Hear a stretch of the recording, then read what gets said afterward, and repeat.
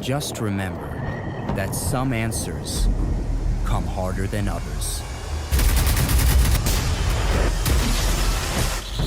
Hello and welcome to our Generation Zero video. My name is Gareth Evans. I'm joined by Mr. Henry Cooper. Hello. This video is an excerpt from our weekly podcast that goes out to the patrons only at the current time. Our content is almost entirely funded by Patreon and the people who support us over there. So if you're interested in supporting the channel and getting your hands on the podcast as well as some other awesome rewards, go check out patreon.com/prettygoodgaming. Enjoy the show. Generation Zero. What the hell is Generation Zero? What is Generation Zero? Now, this game is developed and published by Avalanche. You might recognize them from Just Cause, Mad Max. They're also working on Rage 2 with id said that wrong. id Software, published by Bethesda. So they're a big company now. Apparently they've got 6 games that they're working on that they announced sometime this year. But they're working on this game called Generation Zero that was announced recently. We've recently had closed beta access. So we've played it and we know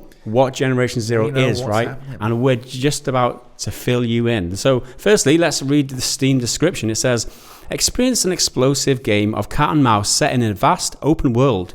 In this reimagining of 1980s Sweden, hostile machines have invaded the serene countryside. Go it alone or team up with 3 of your friends in seamless co-op multiplayer, utilize guerrilla tactics, and fight back. Fight back. And that's a short summary of what it is, right? That gives that's you kind of your setting, I guess. Yeah, 1980s Sweden. It's like 1989. It's got that kind of, especially with the soundtrack, it's got that Stranger Things kind of feel to it, doesn't it? The big thing I got from it. It's very Stranger Things. And I don't know whether that's purposeful or whether they've seen the success of things like Stranger Things and other like 1980s inspired media, things in the media recently, where they've just gone, that's a good setting, let's make a game out of that. Well, I think also Variety had a chat with Avalanche and they kind of just said, well, we did this in our childhood. We'd, go into the woods and play it as kids do, ride around on your bikes, having little adventures, essentially.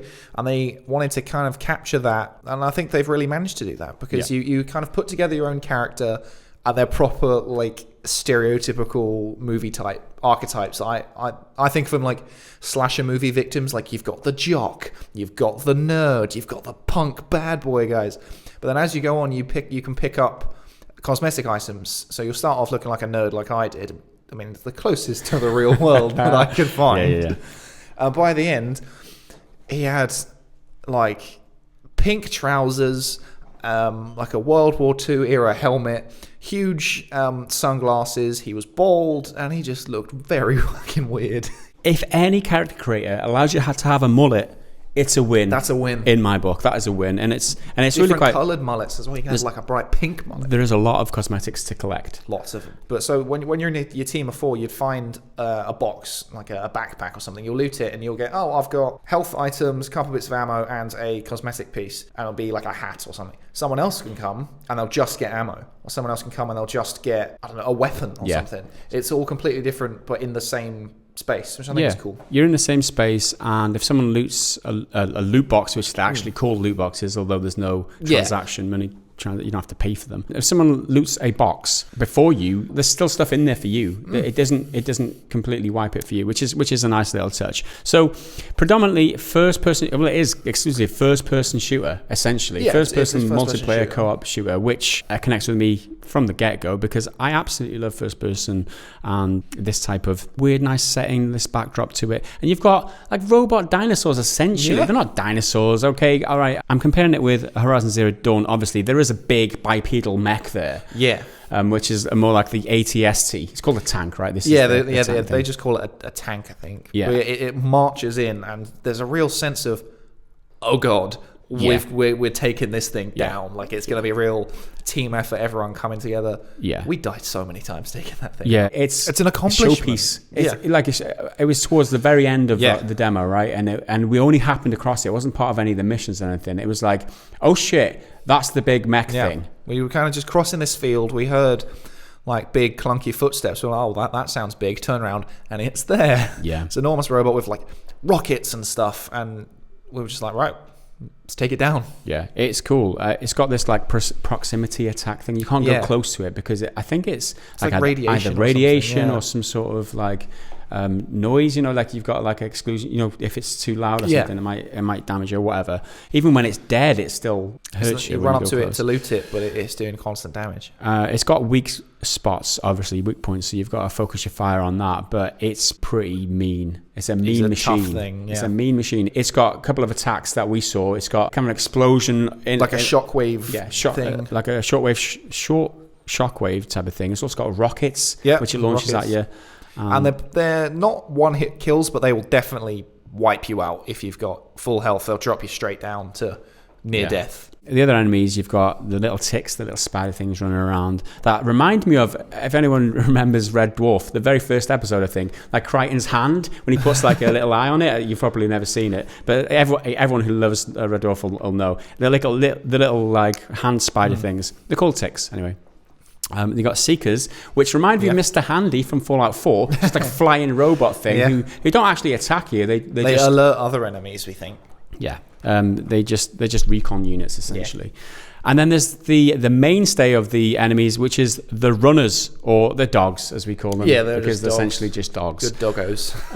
The doggos, and they're all over the place. So the dogs, they're just like they're rampant all over the place. Your standard enemy type, and again, they're vulnerable to different things in different places. So you've got if you blow up their like eye thing, their eye unit, they'll then be blind and won't have as good shot accuracy. Shoot off their weapons and not be able to fight back. That kind of stuff. Yeah, it's a nice little mechanic that where they've got vulnerability points, right? Yeah. So you can shoot off their weapons and then like they can't even attack you, then they can't harm you. And they're not like bullet sponges. If you're aiming at an armoured part of their chassis, you shoot that, it's going to take ages. But if you just adjust your aim slightly to hit like pipes or wires or something, it's going to do loads more damage and they'll go down a lot faster. Yeah, usually the face is like a one-shot kill. A face is a good place to aim in most things. I remember very early on our play session that I was running around with a shotgun thinking, I found myself a shotgun and just like blasting them and it not doing anything. But then I realised afterwards it was because I wasn't aiming for the face. Yeah, shot placement is everything. Yeah, and I love that. I really love that. It was really cool. So they can be spongy though. They can be spongy. They can you be. Plug 5 or 6 shells into it, and it won't kill it because you're aiming for the wrong part. You need to aim for the face, and very tactical. Yeah, I like that. So in terms of weapons, we got the shotty. Obviously, you start off with a pistol, but then you loot all your weapons from then on. And they are randomly placed as well. One person might find one weapon, the other person might find a totally different weapon. Yeah. So it's a weapon loot spawn point. Right, a weapon spawn point, but you might get a shotty, I might get like another pistol or something else. And the weapons have got different levels of deterioration as well. So you get really run-down weapons are really... They're dilapidated. And they're like rusty and falling apart, and their stats are a lot lower. But if you find the same weapon but in better condition, all of its stats are just higher. You got attachments as well, scopes and muzzles and all sorts of stuff. There's various ammo types. There was a lot more ammo types in the beta we played than there were weapons. So there's obviously going to be more weapons available.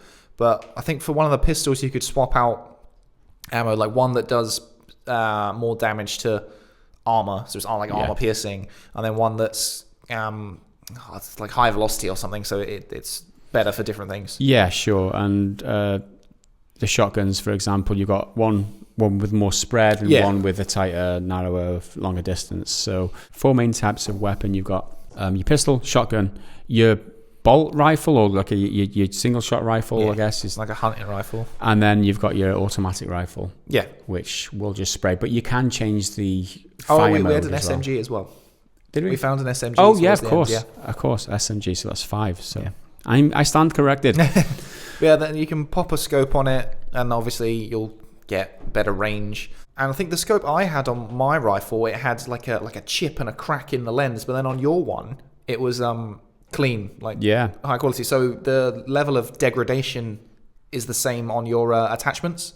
Yeah. So you can get good attachments on a bad weapon, and it will benefit in some ways. But if you get a good weapon with a bad attachment, similar sort of thing. It fits in with the setting, right? Because this is a post-apocalyptic kind of envisioning of 1980s Sweden, right? And we don't know what's happened, and the missions are mainly around go and find out where the people have gone. That was the main thread of the mission. It's very vague's probably the wrong word, but it's very much like just find out where people are. Yeah. And it's like, well, I don't know if I'm supposed to go here or here or here. It's very explorative, and it wants you to go in all the buildings and look for things, and you'll pick up a note and then you'll read it and be like, oh, that's where I need to go. But it's not like it changes the map. They're all about not having waypoints and not breadcrumbing, I think was the word they used in their Variety interview. Yeah. Okay, it says in the note that they've moved to a bunker.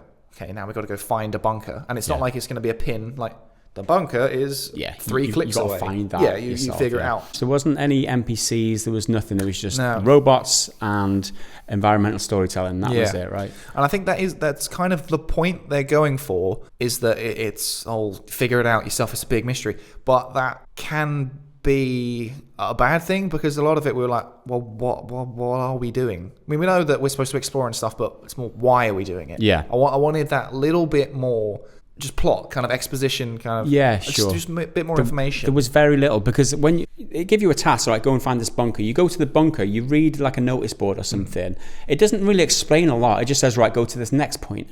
Yeah. But maybe they're going to flesh that out. It is still in beta, but that's one of the criticisms I would say right now, is like, we need some sort of narrative thread. We need some sort of story hook to keep us going. Yeah, and lore, like names for things and backstories and stuff. Yeah. Like, who are these people in this bunker we've just explored? Yeah. And that can be done with more environmental storytelling. Sure. Like, it doesn't need to pull you out and have a cutscene. You can have like a note on the side that's a biography. A diary or something. Yeah, a diary. Like Fallout always does. Yeah, of like the chief officer in the bunker or something. What they were doing, why they were there, what happened to them, what troubles they were going through, all that sort of stuff. Without giving you too much, but just enough. Okay, so the website of the game describes it as having a full day-night cycle with unpredictable weather, which we saw, right? Although we were in the same place at points where it was raining for you and it was quite dry for me, and then it'd swap over. That was pretty weird. But yeah, it was a bit weird. But the day-night thing lasts for a long time. We spent ages at night time, and you've got a flashlight that you can just turn on and off, so that helps. That was cool. But the day-night cycle was really long, and I liked that. Yeah, we spent a lot of time in darkness. Then when we had a break, then we came back and it was daytime, and it's the same mission that we were doing but in daytime. Yeah. And there's also, it says complex AI behavior. Did we see complex AI behavior? Maybe I think they kind of moved in groups a bit, but I think when we saw them, we were just like, oh my god, there's a robot, kill it. Just kill it straight away. Don't pay much attention. Simulated ballistics, highly realistic acoustics, and a dynamic 1980s soundtrack. Right, the soundtrack was good. There's one item that you can find that's like a boombox that can distract the enemies, and also there's like a firework that you set off, and they completely confuses them, and they just go and try and kill the fireworks, and they're completely vulnerable at that stage. But there's this one boombox, right, which you didn't really use that much because it's quite cumbersome, right? But you play it and you throw it and it plays. I don't know what song it was. Was it some like? I don't know if it's a licensed thing, but it's a proper music so. It's just a proper cheesy 80s synth pop thing. Yeah. It's really loud. Like it fills the whole town or whatever you're in, and they all swarm to it. And it's a good little soundtrack to get your groove on while you're shooting. Yeah. Back on the fireworks thing, they're so overpowered. The fireworks and flares, right? If you fire one off, there might be a group of 5 or 6 dogs, and they'll all go towards the flare and just stand there looking at it, barking at it, shooting at whatever they're doing, because they're stupid, like dogs. And then just grenade in there. They're all and down. You can just stand around them, shooting them in the face while they don't even realise that you're a threat to them, because they're looking at this big flashy light. I think that's a little bit overpowered. A little bit, yeah. Because they're fully immersed in it rather than just a little bit distracted. So I think if they tightened it up a bit, throw the thing, they'd be like, oh, what's that over there? But still like... sense of threat. Yeah. I mean, the map itself, we only had like a starter it was like a starter area, and it's like an archipelago where Darwin thought up evolution. Yeah, it's that place. Essentially, just a collection of little islands that they're like connected by bridges. And there's a big island region which we weren't able to get to, and it seemed like a really nice like starter taster kind of area for us to go and. It's very rural as well. It's lots of hills and fields and small village farm towns and lots of barns. There's also safe houses in the game as well, so every so often you come across a safe house, which is like a fast travel point or a save point. So if you die, you'll respawn there, or you can fast travel there across the map. Yeah, but there's not loads of them. There's a handful, so if you die, you can then respawn there, but if you die miles away, you've still got to have a good trek. Yeah. But they've got, what do they call them? It's like an EpiPen, adrenaline shot. Yeah. So if you die, that's how you Revive revive. yourself. You can revive yourself as well as other people with them. So if you got give it to other people. got a stock of EpiPens, you're all right. Like, Yeah, you'll be all you'll be fine. Well, No nut allergies and no death by robots. Stealth is a thing. Apparently, although we didn't use that a lot, you get rewarded by XP. There's an XP system in it too, which I'll go into in just a second. But stealth is a thing. You get rewarded for sneaking away from combat as well as taking out the dogs. Yeah, because there's like a notification that comes up saying entering combat or something, and you get XP for starting a combat encounter. But if you enter it and survive meeting the robot but not killing them and not getting killed, but completely not engaging, you get a bunch of XP for that. The XP system, so you get to unlock different abilities, and you might be able to have less weapon sway, less recoil on your on your gun, for example. There's also been able to track enemies better or be able to see enemies. Yeah, there's one where you can tag them and see weak points or something. So we scanned the tank and it identified, it's got this kind of rocket launcher, it's got this kind of machine gun or whatever. And its vulnerabilities. Yeah. So that is it for our discussion on Generation Zero. Thanks for listening. We will see you in the next video. Until then, bye for now. Bye.